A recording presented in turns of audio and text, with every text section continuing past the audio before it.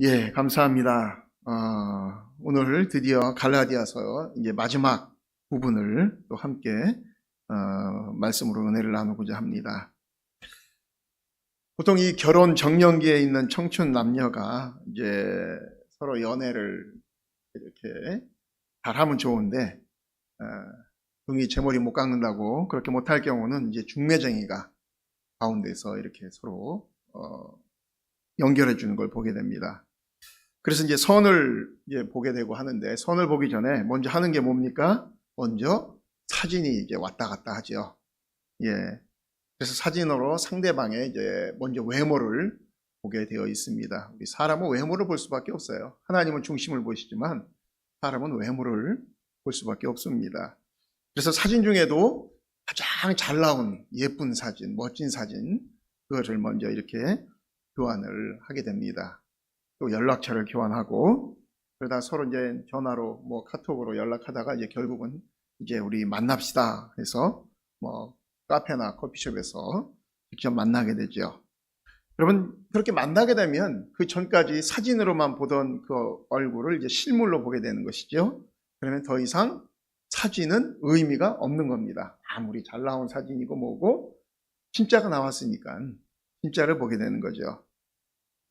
요즘 전 세계적으로 코로나로 인해서 굉장히 힘든 가운데 있는데, 가장 그 운둔의 나라 하면은 바로 이 나라 북한입니다. 거기는 무슨 일이 벌어지고 있는지 아무도 몰라요.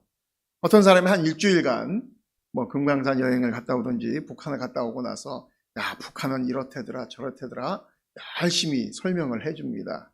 그러나 바로 며칠 전에 탈북했던 사람이 와서 이 자리에서 만약에 간증을 한다면 그 일주일 여행하고 온 사람의 말을 들을 필요가 없겠죠. 왜냐하면 이미 거기서 살고 온 사람이 직접 이야기를 하는 거니까 그 사람이 진짜가 아니겠습니까? 또 우리가 보면은 우리 목사님들 중에 굉장히 참 이 과일의 황제라고 하는 이 두리안 과일을 좋아하시는 목사님들이 많으시더라고요. 근데 이 두리안을 먹어본 사람이 만약에 이 두리안을 설명을 합니다. 색깔은 노르스름하고 겉은 이 가시 같은 것들이 이렇게 둘러싸여져 있고, 껍질을 벗기면 냄새가 아주 고약한데 화장실 냄새가 난다다. 그러나 맛은 굉장히 달콤하고 육즙이 훌륭하다. 아무리 이야기를 해도 하는 것보다 여기 이 자리에 그냥 그 과일을 가져와서 여러분들이 보고 또 만지고 까서 냄새도 맡아보고 구역질도 막 외백하고 하면서 한 조각 이렇게 먹어보고 하면은 더 이상 설명을 들을 필요가 없겠죠. 왜냐하면 진짜가 나타났으니까. 실물이 있는데 더 이상 다른 거에 대해서 설명을 할 필요가 없다는 겁니다. 여러분, 바울이 갈라디아에서 이 갈라디아서 전체에서 말하고 있는 핵심이 바로 무엇입니까? 율법이 무엇이냐라는 것입니다. 율법이 무엇이냐? 율법은 그림자와 같다라고 바울 선생님은 그렇게 결론을 내립니다. 앞서 말씀드렸던 이야기들, 선 보기 전에 이 사진들이라든지, 북한을 일주일간 여행하고 온 사람의 이야기라든지, 아니면 두리안이라는 열매를 누군가가 설명하는 것, 이것과 흡사하다라는 겁니다. 즉, 아무리 설명을 잘하고 사진이 실물 같아도 진짜가 나타나면 모든 것은 다 힘을 잃어버리게 되는 것입니다. 율법이 바로 그렇다라는 것입니다. 율법이 그러한 그림자와 같기 때문에 실물, 실제가, 진짜가 나타났기 때문에 더 이상 율법은 우리가 그거에 통제를 받을 필요가 없다라는 것이죠. 그런데 그럼에도 불구하고 그렇지 않은 것이 하나 있다라는 겁니다. 오히려 그림자가 실체를 내쫓으려고 하고 있는 웃지 못할 현상이 일어나고 있는 게 바로 지금 유대인들 사이에서 일어나고 있는 그런 율법에 대한 이야기들이라는 것입니다. 여러분, 우리가 병원에 가보면 병원은 인간의 질병을 고치는 곳이기 때문에, 생명을 다루는 곳이기 때문에 항상 긴장감이 맴돌고 있습니다. 소란스럽고, 특별히 응급실 같은 데 가면은 굉장히 불안합니다. 심각한 교통사고나 치료가 늦은 그런 암 환자들이 응급실에 오면 병원 관계자들은 긴장을 하게 되고, 가족들은 오열을 하고, 그 일대는 혼란 속에 빠지게 됩니다. 교회도 비슷하다라는 겁니다. 영적인 질병을 치료하는 곳이 교회이기 때문에, 교인들이 모이는 곳이 교회이기 때문에 교회도 이런저런 문제들로 항상 시끄럽습니다. 이단 시비도 있고 요즘은 코로나 질병으로 인해서 교회들이 더 순환을 받아왔던 또 그러한 한 해였던 것 같습니다. 수천 년 그러한 교회 역사를 보더라도 이 때때로 교회가 감당하기 어려운 문제에 봉착하게 될 때도 있었는데, 그렇게 되면 교회 전체가 참 큰 어려움에 빠지기도 하고 그렇습니다. 초대교회 때도 상황은 비슷했던 것입니다. 아니, 더 상황이 어렵고 어떻게 보면 더 지금의 이러한 우리의 상황보다 더 급박했던 때가 초대교회 때입니다. 특히 바울 시대의 교회를 혼란에 빠뜨리게 한 것은 이단 문제도 있고 그렇지만, 일단은 이 할례 문제가 지금 갈라디아 교회에는 가장 크게 다가오는 것이었습니다. 오늘날에는 이 할례 받았다고 해서 뭐 그것이 교회 안에서 자랑거리고 뭐 이러지 않죠. 그걸 뭐 이야기하는 사람도 없습니다. 그런데 바울 당시에는 이 문제가 굉장히 참 어려운 문제였습니다. 교회 안에서. 왜냐하면 구약에 실제로 할례에 대해서 하나님께서 명령하신 제도가 바로 또 그 할례 제도였기 때문에, 여러분, 우리는 지금 예수님이 오시고 나서 2000년이라는 시간이 지났기 때문에 그 뭐 할례라든지 율법이라든지 이런 거에 대해서 이제 많이 희석되어지고 무뎌졌습니다. 그리고 예수 그리스도의 보혈과 은혜에 대해서 모두가 다 교회들이 이제 공감을 하고 있지요. 그런데 지금 바울 시대는 뭡니까? 계속 진행 중인 겁니다. 예수님이 오셨다가 반짝 한 3년 계셨다가 십자가에 달려 돌아가시고 승천해서 올라가시고 이제 제자들 시대입니다. 이미 계속해서 유대인들 사회는 지금 율법이 계속 지배가 되어지고 있는 사회입니다. 그러면서 이제 새롭게 예수님께서 우리에게 주신 이 귀한 은혜의 복음이 이제 막 싹을 트는 시대이기 때문에 아직까지도 이 율법이라는 것이 감당하고 있는 무게는 어마어마한 것입니다. 감당이 안 되는 것이죠, 지금. 그런 상황 속에서 지금 바울이 계속해서 힘겹게 싸워나가고 있는 것입니다.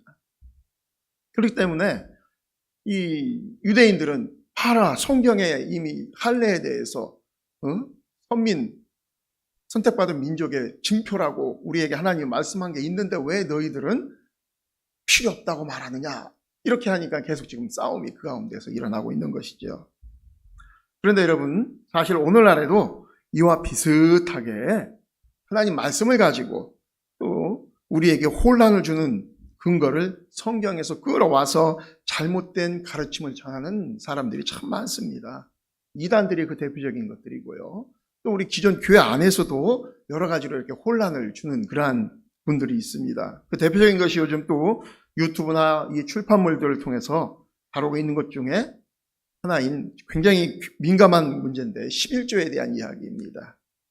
어떤 목사는 11조는 구약의 율법이기 때문에 신약에 와서는 더 이상 뭐 지킬 필요가 없다, 그냥 우리가 감사로 예물만 드리면 된다, 이렇게 가르치는 그러한 교회도 있습니다. 11조는 하나님이 안 하면 우리를 뭐 지옥에 보내거나 구원이 취소되는 그런 형벌을 주시는 그런 율법 사항은 아닙니다. 11조를 자유롭게 해도 되고 안 해도 무방합니다. 단지 하나님의 축복을, 특히 물질의 복을 받기 원하신다면 하나님께서 우리에게 그 축복을 주겠다라는 근거가 바로 이 11조라는 것입니다. 이것은 하나님께서 말라기 3장 10절에 분명히 우리에게 약속하신 말씀이죠. 만군의 여호와가 이르노라, 너희의 온전한 11조를 청구해 드려 나의 집에 양식이 있게 하고 그것으로 나를 시험하여 내가 하늘 문을 열고 너희에게 복을 쌓을 곳이 없도록 붙지 아니하나 보라. 우리에게 분명히 또 그렇게 하나님께서 약속을 해주신 약속의 말씀이 있습니다.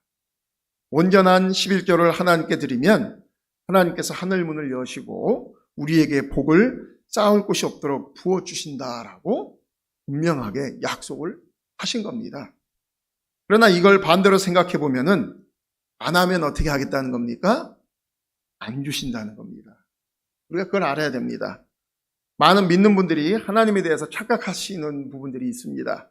우리 하나님은 사랑의 하나님이시기 때문에 당신의 자녀들에게는 구하지 않아도 알아서 그냥 다 주신다. 물론 우리의 생존에 관계된 것들은 거저 주시는 것들이 있습니다.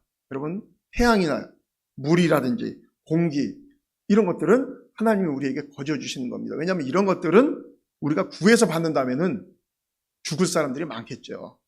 그러나 이런 것들은 우리가 이 땅에서 생존해야 되기 때문에 하나님께서 그냥 거저 주시는 그러한 선물들입니다. 은혜입니다. 만물이 생존하는 데 있어서 필수적인 것들입니다. 그러나 여러분, 우리가 봄에 농부들이 들판에 곡식을 심어야 가을에 거둘 수 있습니다. 심지 않으면은 거둘 수가 없는 겁니다. 하나님은 그냥 막무가내로 막 아무 데서나 곡식이 나게 하셔서 주시는 분이 아니라는 거죠. 왜냐하면 이것은 하나님이 천지를 창조하실 때 이 만물을 지으실 때 만들어 놓으신 자연의 법칙입니다. 그래서 이 자연의 법칙을 하나님께서 심지도 않는데 막 주신다? 이거는 하나님이 만들어 놓으신 법칙을 하나님 스스로가 어기는 것이기 때문에 이것은 절대로 있을 수가 없는 일입니다. 그래서 우리가 받는 물질의 복도 마찬가지입니다. 하나님은 말라기에 법으로 그렇게 만들어 놓으셨어요. 풍성한 복을 너희가 받기를 원하느냐? 그러면 먼저 어떻게 하라고요? 하나님께 드리라는 겁니다. 그래서 영어로 우리가 give and take 뭐 이런 말, 이건 예수 안 믿는 사람도 쓰는 말입니다. 다 알고 있어요. 주어야 받는다. 심어야 걷는다. 이게 원리입니다. 사람들 사이에도 마찬가지지만 하나님과의 관계에 있어서도 마찬가지라는 겁니다. 우리가 하나님께 먼저 감사로 드리면 하나님은 그것을 어떻게 합니까? 뻥튀기를 치기십니다. 여러분, 우리가 드린 만큼 하나님이 주시지 않아요. 항상 하나님은 우리가 이렇게 드리면은 그것을 어떻게 합니까? 불려가지고 나중에 더 크게 몇 배로 우리에게 주시는 것을 우리는 늘 경험을 합니다. 우리가 잊어버려서 그렇지 우리가 늘 여러분들이 노트 하나를 만들어 놓으시고 여러분들이 하나님 앞에 드리는 것도 한번 기록을 해보시고 하나님이 여러분들에게 사람들을 통해서 누구를 통해서 막 주시는 것들도 기록을 해보시기 바랍니다.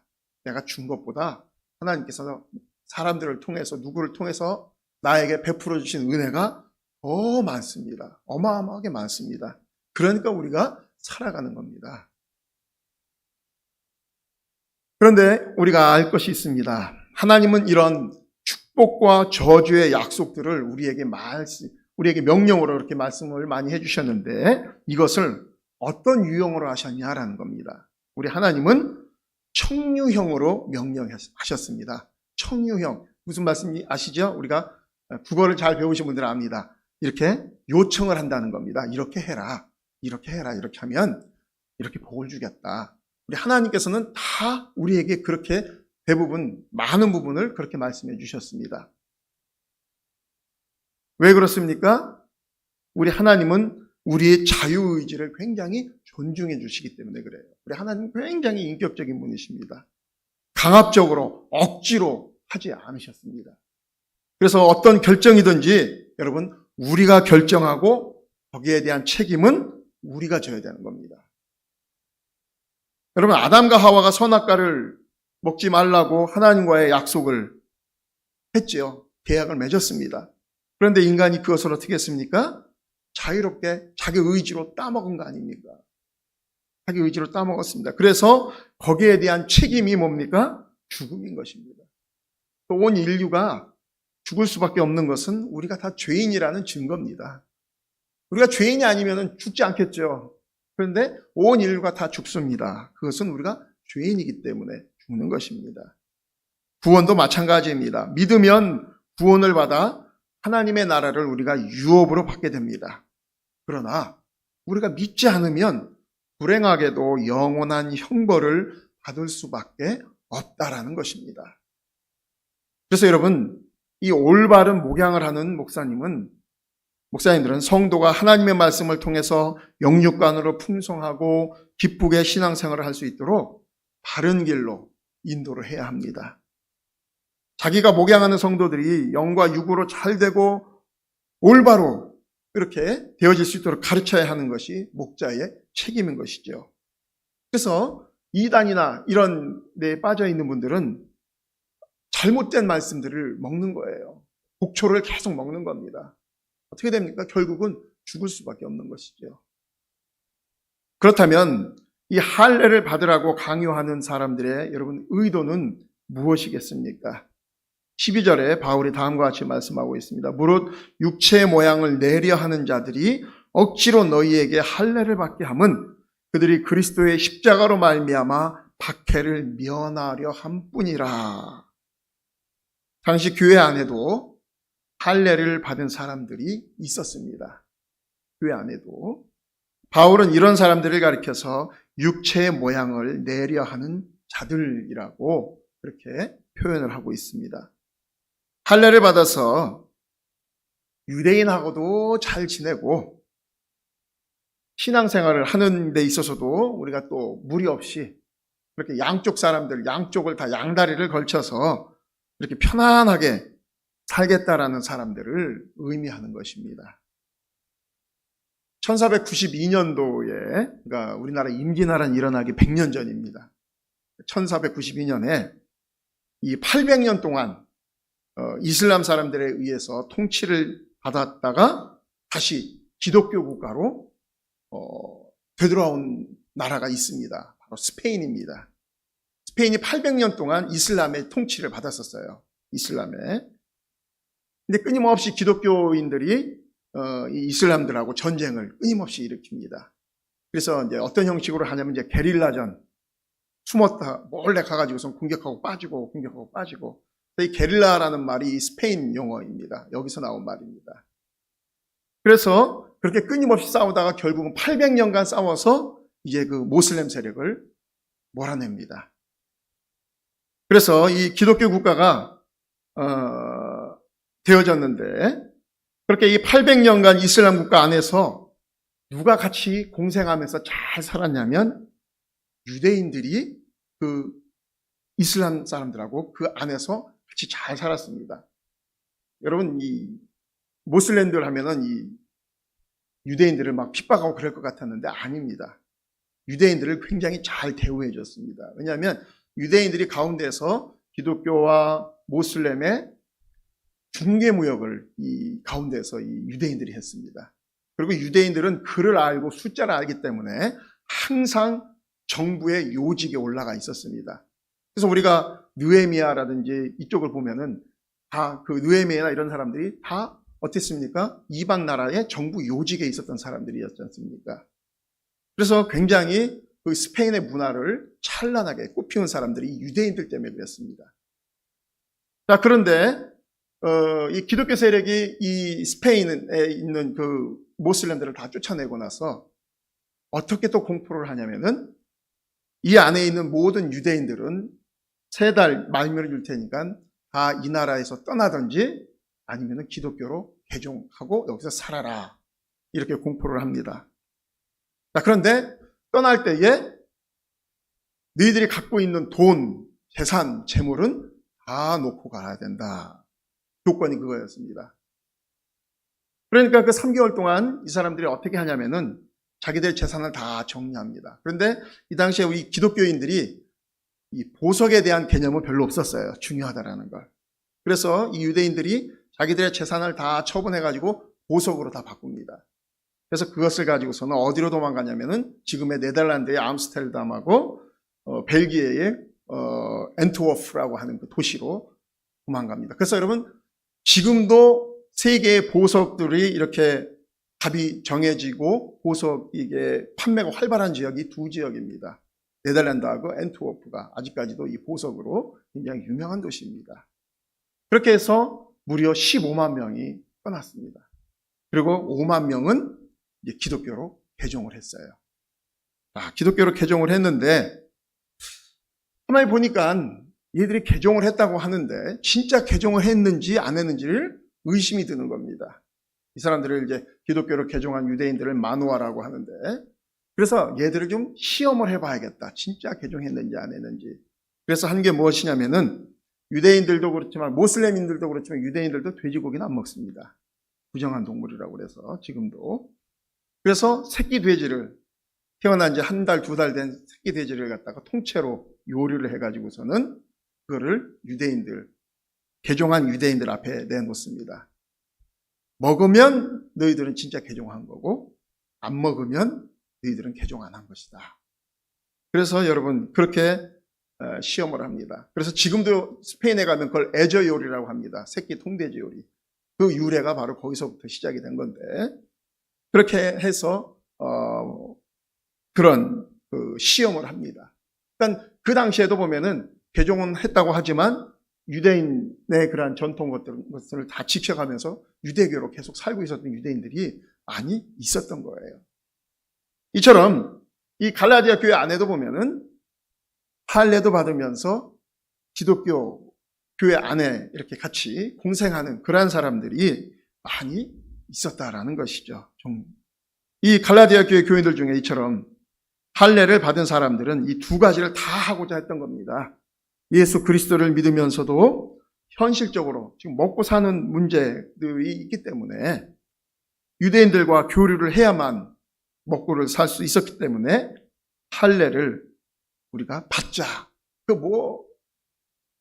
손해볼 게 뭐가 있느냐 이러면서 그렇게 했다는 것이죠. 그래서 유대인들 앞에서는 할례 받은 사람으로 행동하면서 교회에서는 기독교인으로 또 행세를 하는 것입니다.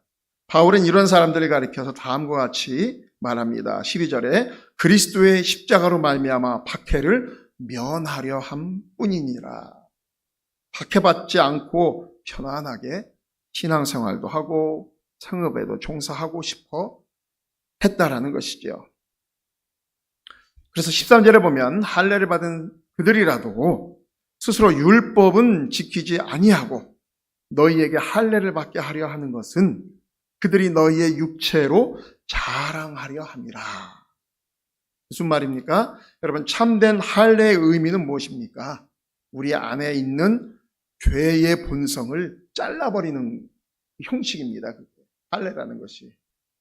우리 안에 있는 죄의 본성을 잘라버리고 우리가 하나님 나라의 백성으로서 새롭게 하나님 나라의 백성으로 산다라는 그 백성의 증표거든요. 여러분 그래서 하나님은 이 할례를 우리의 은밀한 곳에 하게 하셨죠. 은밀한 부분을 하게 하셨습니다. 왜 그러셨을까요? 여러 가지 의미가 있지만 그 중에 하나는 사람들에게 자랑하지 못하게 하려고 한 겁니다. 자랑하지 못하게. 여러분 만약 하나님께서 할례가 자랑거리가 되게 하셨다면은 누구나 다 볼 수 있는 곳에다 하게 하셨겠지요. 이마에다가 뭐 이렇게 문신으로 하게 한다든가 아니면은 뭐 쌍꺼풀 수술을 뭐 한 3겹을 하게 한다든가 누구나 볼 수 있게끔 아니면 코를 뚫어서 거기에다가 뭐 이렇게 고리를 달고 다니게 하든가 그런 식으로 해서 자랑거리가 되게 하셨겠죠. 그러나 하나님은 이 할례를 자랑하지 못하도록 하게 하기 위해서 우리의 은밀한 부위에 하게끔 했던 것입니다.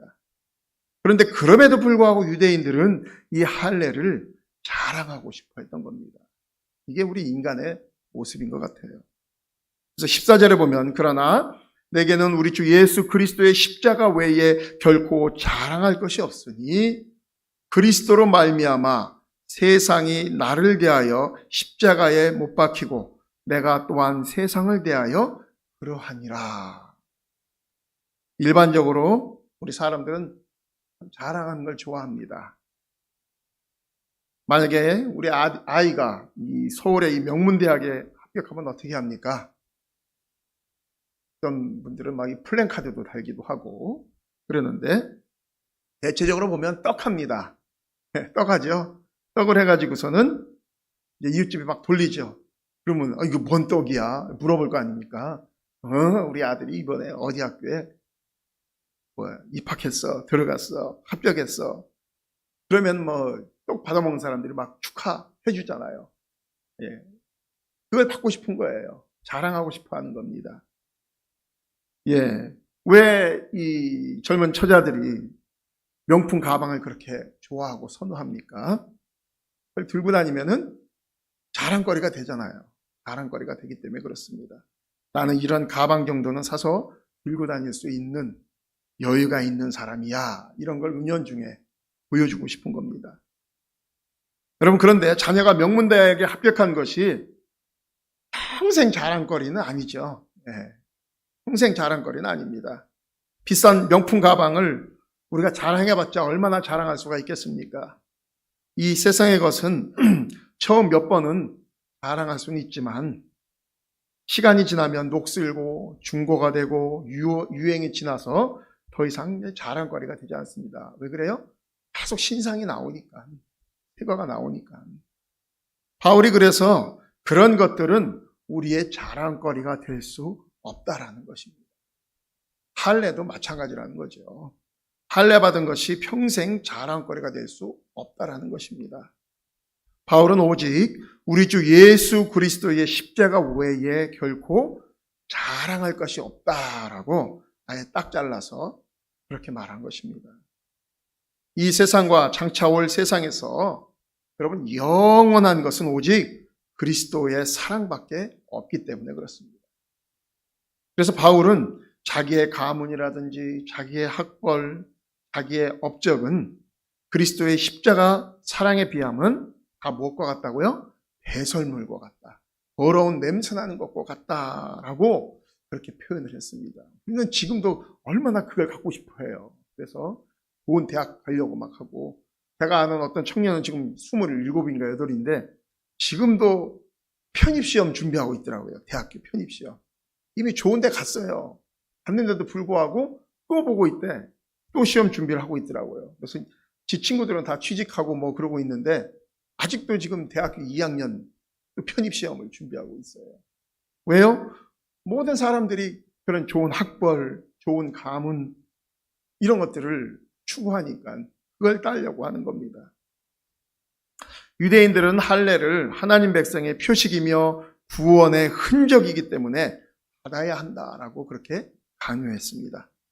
이에 대해서 바울은 이 육신의 할례를 받으면서도 스스로 하나님의 율법을 지키지도 않고 살아간다면 그 할례가 무슨 소용이 있느냐라고 질책을 하는 겁니다. 그러면서 바울은 그리스도인들이 가져야 할 흔적은 할례의 흔적이 아니라 예수님의 흔적을 우리가 가져야 된다라고 강하게 말합니다. 그래서 17절에 보니까 이후로는 누구든지 나를 괴롭게 하지 말라. 내가 내 몸에 예수의 흔적을 지니고 있노라라고 바울이 그렇게 고백을 합니다.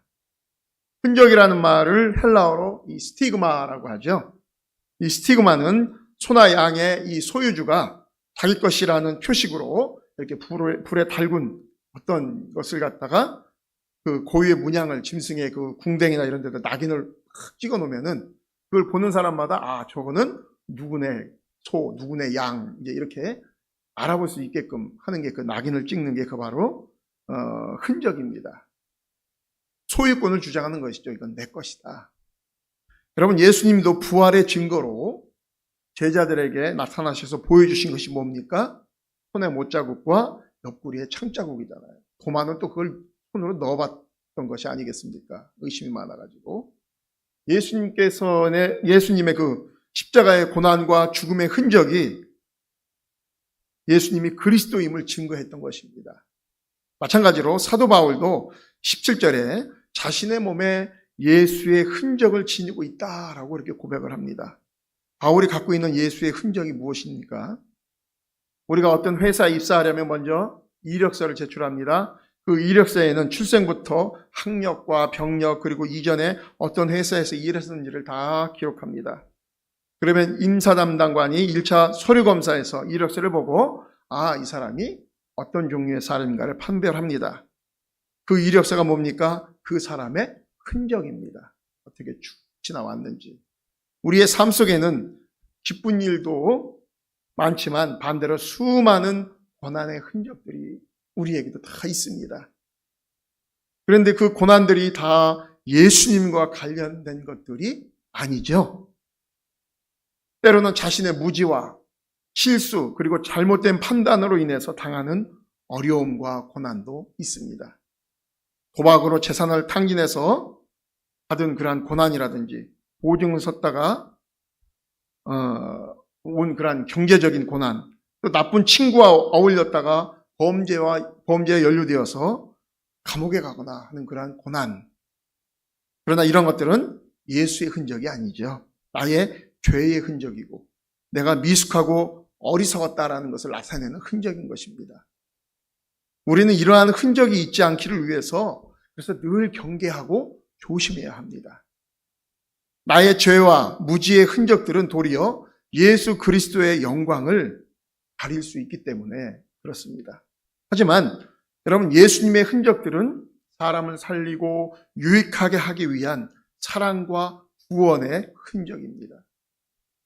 사도 바울은 이방인과 죽은 영혼들을 살리기 위해 다메섹에서 예수님을 만난 이후 평생 복음 전도에 힘썼던 그런 사람입니다. 그리고 사람을 구원하고자 하는 예수의 흔적이 바울에게는 몸에 밴 사람이었습니다. 반면 유대인들은 자신의 육체적인 할례를 자랑하고 자신들은 구원받았다라는 것을 자랑하면서도 다른 사람들을 구원하는 데에는 소홀히 했습니다. 그런 유대인들에게는 예수의 흔적이 있을 턱이 없겠죠.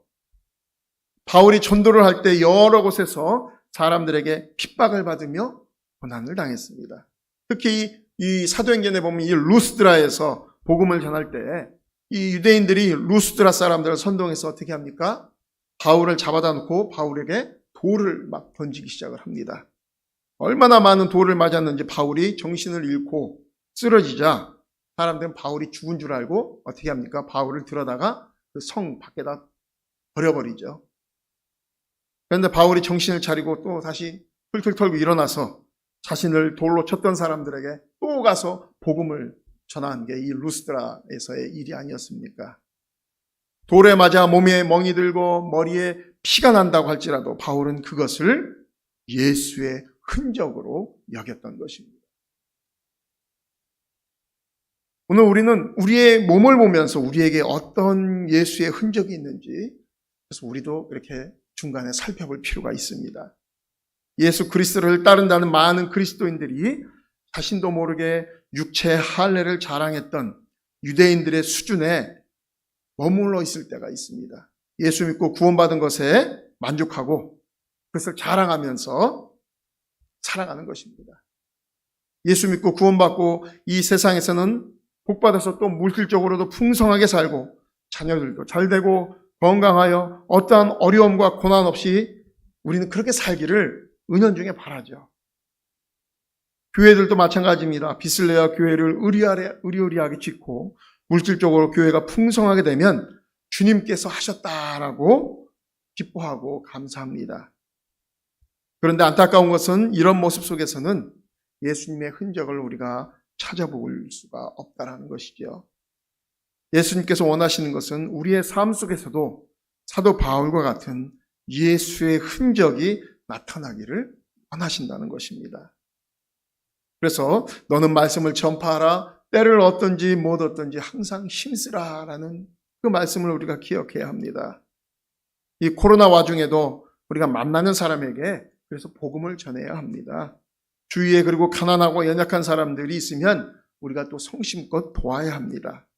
이렇게 행할 때 그리스도의 사랑을 전하며 수고하는 그 흔적을 남기는 것을 우리 주님이 원하십니다. 복음을 전하다 받는 고난과 상처를 주님은 굉장히 귀하게 여겨 주십니다. 제가 예전 교회에서 사역을 할 때에 거기서 함께 사역하던 장애인 목사님이 계셨습니다. 그분 이제 소아마비를 앓으셔가지고서는 이 수원 미랄 선교회 대표셨던 목사님인데, 그분이 참 이 장애인들을 참 잘 섬겨주셨어요. 그 사모님하고 같이. 그래서 늘 장애인들을 위해서 힘쓰시고 그들을 대변하고 항상 그들에게 무언가를 더 주려고 자꾸 뭐 푸드뱅크나 뭐 이런 데에서 음식 같은 것들 오면 막 다 나눠주시고 그래 참 열심히 사역을 하셨습니다. 그분은 이제 협동 목사님이셨는데 저희 교구 담당 거기에 속해 계신 목사님이셔서 저희가 이제 가끔 이제 신방도 가고 그랬었는데 이 목사님이 이 소아마비였는데 또 병이 다른 데로 오셨어요. 뭐냐면 이 근육이 점점 힘이 빠져.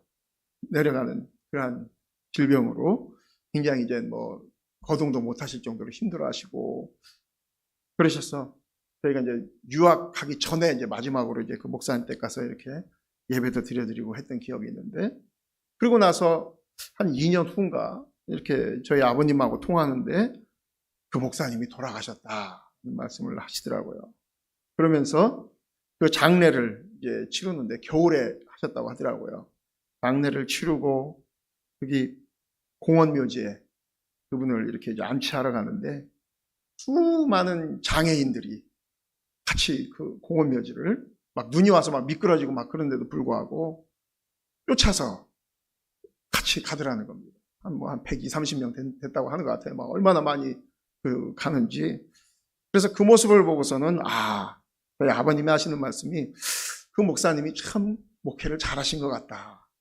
마지막 죽을 때의 모습이 평가가 사람들이 하는 평가가 진짜인데 그 많은 그 막 몸이 불편한 장애인들이 정말 끝까지 자기를 이렇게 막 돌봐줬던 그 목사님을 잊지 못해가지고 거기까지 쫓아가는 그 모습을 보면서 야 그게 참 예수님의 모습과 같더라 이렇게 말씀하는 걸 들었습니다.